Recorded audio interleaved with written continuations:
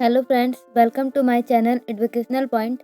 आज हम इस वीडियो में स्टार्ट करेंगे online transactions and payment mechanism, यानी कि ऑनलाइन ट्रांजैक्शंस क्या होते हैं और इसके क्या क्या पेमेंट मैक्सिमम होते हैं, यानी कि इसके क्या क्या सोर्सेस होते हैं, उसके बारे में आज हम इस वीडियो में डिस्कस करेंगे। तो चलिए वीडियो को स्टार्ट करते हैं बिना टाइम वेस्ट किए हुए।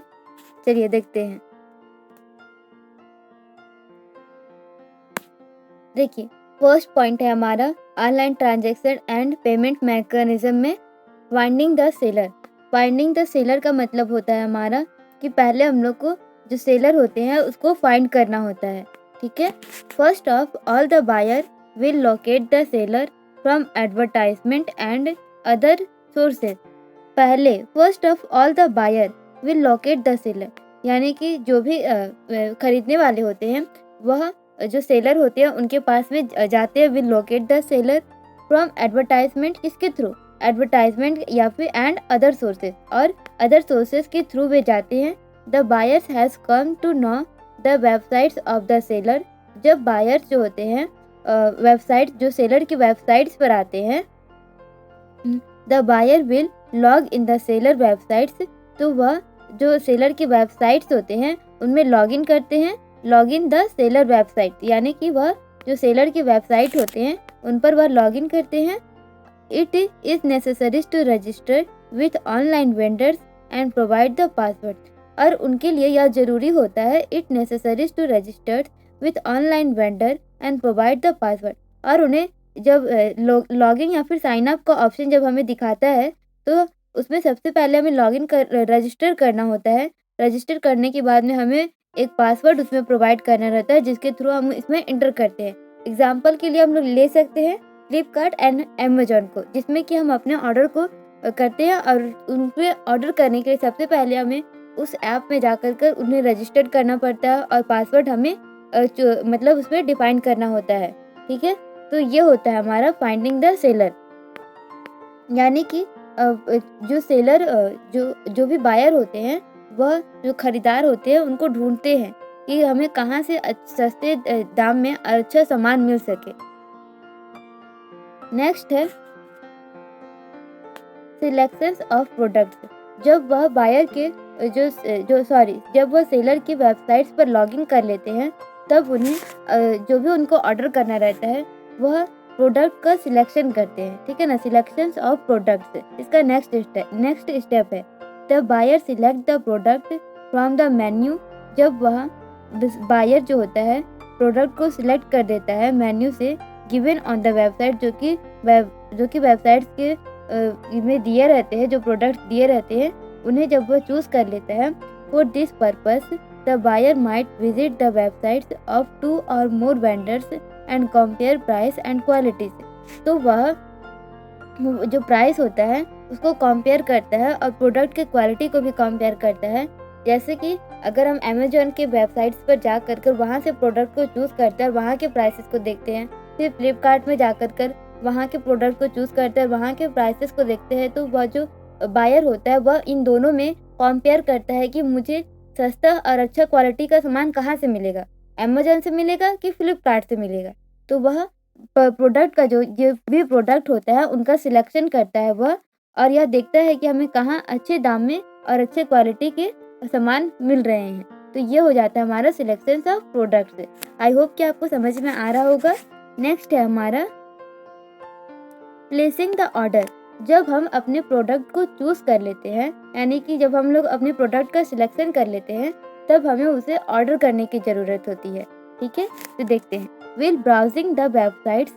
जब हम लोग ब्राउजिंग वेबसाइट्स पर जाते हैं, the buyer drop the selected items in his shopping cart.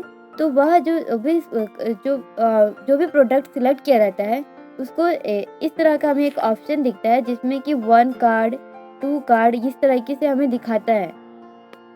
ठीक है ना, जो जितने भी प्रोडक्ट हम सिलेक्ट किए रहते हैं तो वह हमें दिखाता है कि आपने ये प्रोडक्ट सिलेक्ट किया। या फिर फेवरेट का भी ऑप्शन आता है, तो फेवरेट के ऑप्शन में इस तरीके से आता है जहाँ पर में आप जो भी प्रोडक्ट सिलेक्ट करते हैं वह इस तरह के साइन में जाकर आप उसे, अगर आपको पसंद है और अगर आप अभी नहीं खरीद सकते हैं तो आप फेवरेट में जाकर उसे चूज़ करके रख सकते हैं। और फिर जब बाद में आपको पास में जब उसका कैपेसिटी हो जाता है तो हम उस प्रोडक्ट्स को वापस से ऑर्डर कर लेते हैं।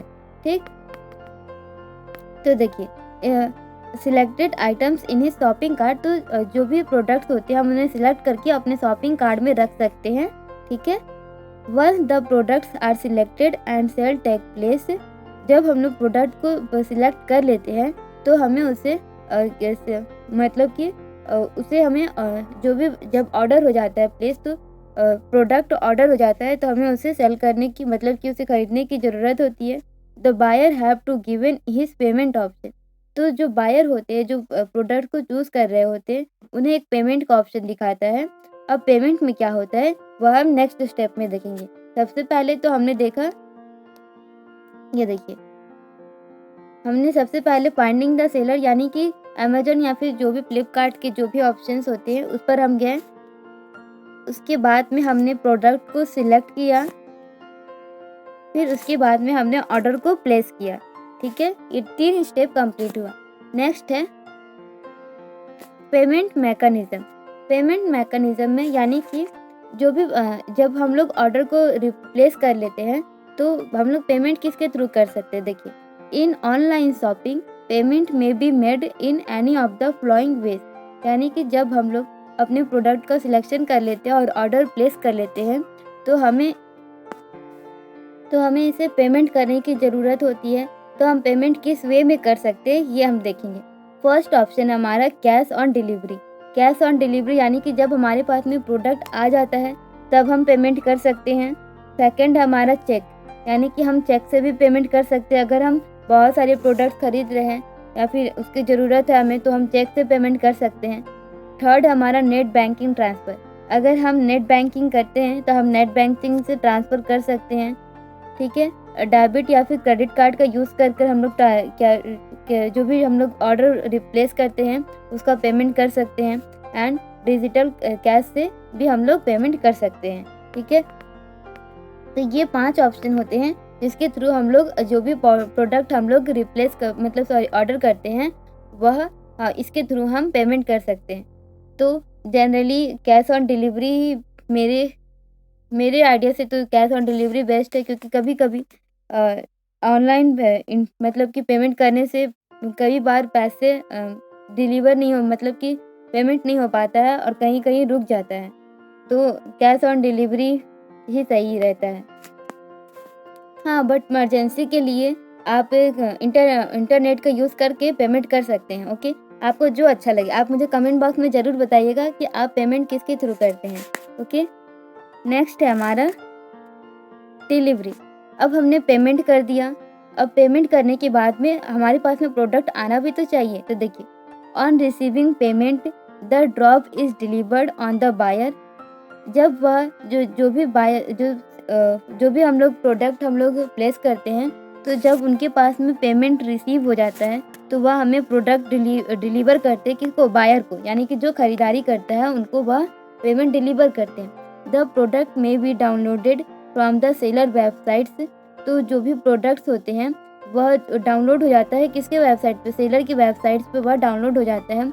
When ever this is not possible goods are delivered to the buyer through courier and या फिर पोस्ट एंड पोस्ट। ठीक है ना, तो यह जो भी उनके हिसाब से सुविधाजनक होता है यानी कि पॉसिबल होता है वह डिलीवर टू द बायर, यानी कि वह कुरियर या फिर पोस्ट के थ्रू डिलीवर कर देते हैं बायर को।